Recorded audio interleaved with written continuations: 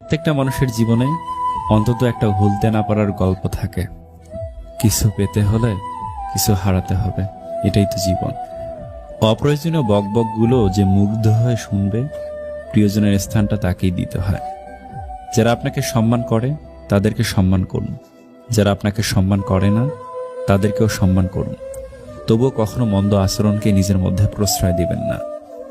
দূর থেকে মানুষকে অনেক সুখী মনে হলেও কাছে না যাওয়া পর্যন্ত বোঝা যায় না সে কতটা সুখী। যদি আপনি নিজেকে চিনতে না পারেন বা নিজেকে বুঝতে না পারেন, তাহলে মনে রাখবেন আপনি প্রকৃতির নিয়মে বেঁচে আছেন, কিন্তু সত্যিকার অর্থে আপনি একজন জীবন্ত লাশ। আপনি যদি আপনার জীবনকে খুশি রাখতে চান, তাহলে সবার আগে নিজেকে গুরুত্ব দিন। পৃথিবীর মানুষগুলো কে কি করছে, কে কি ভাবছে, সেগুলো নিয়ে কখনো ভাবতে যাবেন না। তা না হলে আপনি এই পৃথিবীর ভিড়ে নিজেকে হারিয়ে ফেলবেন। যারা আমায় নিয়ে সমালোচনা করে তাদের আমার খুব ভালো লাগে, কারণ তারা নিজের কথা কম আর আমার কথা বেশি চিন্তা করে। কিছু কিছু মানুষ হয় ঠিক স্যান্ডেলের মতো, আমাদের সাথে চলে ঠিকই, কিন্তু পেছন থেকে কাদা ছেটাতে থাকে। যদি তুমি দোষহীন একজন বন্ধু খোঁজো, তাহলে তুমি একা হয়ে যাবে। বিবাহ হলো জীবনের সবচেয়ে বড় জুয়া। জীবনসাথী ভালো হলে জীবনটা জান্নাত, আর জীবনসাথী খারাপ হলে জীবনটা জাহান্নাম। গ্যালারি ঘেটে প্রিয় মানুষগুলোর ছবি দেখতে খুব ভালো লাগে, কারণ মানুষ পাল্টে গেলেও ছবিগুলো পাল্টায় না।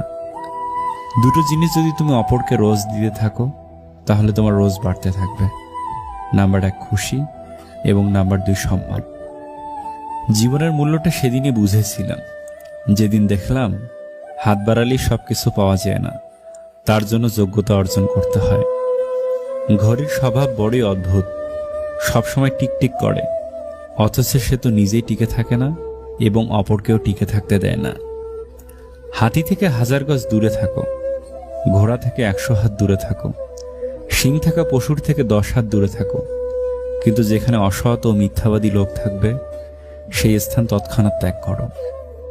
ভাগ্যের ওপর যত বেশি ভরসা করবে তত বেশি হতাশ হবে, কিন্তু যদি কর্মের উপর জোর দাও, তাহলে ভাগ্যে যা আছে তার থেকে বেশি পাবে। এখানে কিছুই পার্মানেন্ট নয়, না লোক, না জিনিস, না সম্পর্ক।